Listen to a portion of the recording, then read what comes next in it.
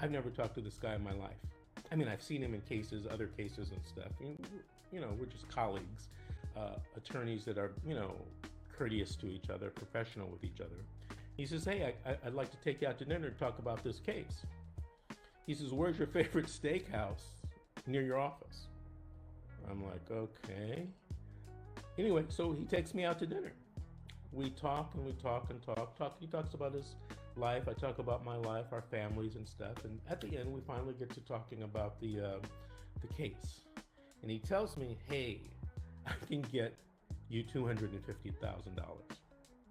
I'm thinking, well, just last week you told me $10,000. One thing had changed. I had done discovery and taken the deposition, and I videotaped it, right, of the social worker who admitted, in my opinion, that she wasn't telling the truth, to, among others, to a federal judge in downtown Los Angeles. That can get very dicey for a person if you lie to a federal judge. Anyway, I ran that by my client. She rejected it.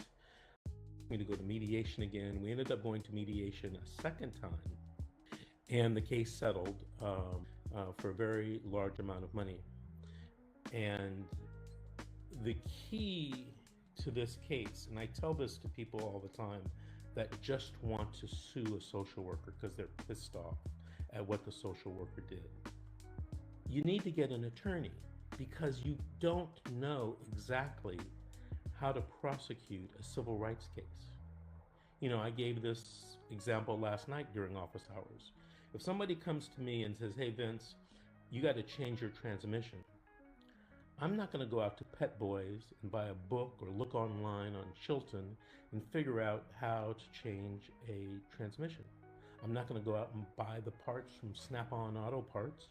You know why? Because I don't have the education, the experience, the knowledge, the training, or the tools to change a transmission in a car.